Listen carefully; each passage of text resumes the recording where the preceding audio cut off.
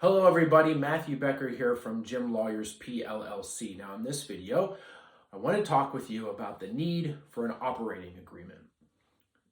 Whenever you form a corporation, whether you're by yourself or you have other owners, you need to draft an operating agreement. If you're going to have a partnership, that's fine, you would draft a partnership agreement. They're essentially the same thing. An operating agreement is a formal document that tells everybody all about the business. It's going to tell them who the owners are, what percent ownership each owner has, what happens when something goes wrong in the corporation, what are the voting rights, okay, how are profits distributed amongst the owners, what happens if you need to add or remove an owner from a corporation. Recently, we were helping a gym owner who wanted to buy the majority share of the LLC. At the time, she was one of 4 different owners. She wanted to buy out one of the other owners and take his shares to become the majority owner of the corporation. And she reached out to us to help her do so. And we asked, first and foremost, okay, cool, can we see the operating agreement? And she said, no, we don't have one. So we asked, all right, well then how do we know that the other owners, the other 3 owners, consented to you buying the majority share of the corporation? This is something they have to consent to. And she said, well, they told me so.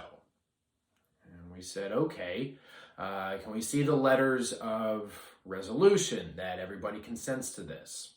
No surprise, they didn't have any. So we said, well, how do you know that these others consent? They told you so. Is there anything in writing? And she said, no. They simply told me that they were okay with it. And these start to raise some red flags. Why? Because there's a principle in the law that everybody is friends until there's a problem. And then everybody will lie, cheat, or steal in order to protect themselves. This is why we demand everything in writing. If it's in writing, it becomes much harder for people to dispute something once there's a problem.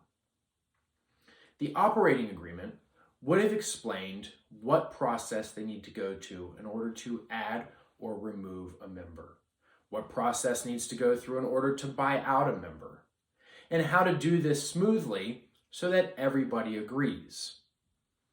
In the end, it had to cost them a whole lot of extra money because now we have to go back and fix all of that so all of this can be done formally and legally moving forward. Not only do most states require that you have an operating agreement, but if there's a problem or if a change needs to be made, it makes things so much smoother.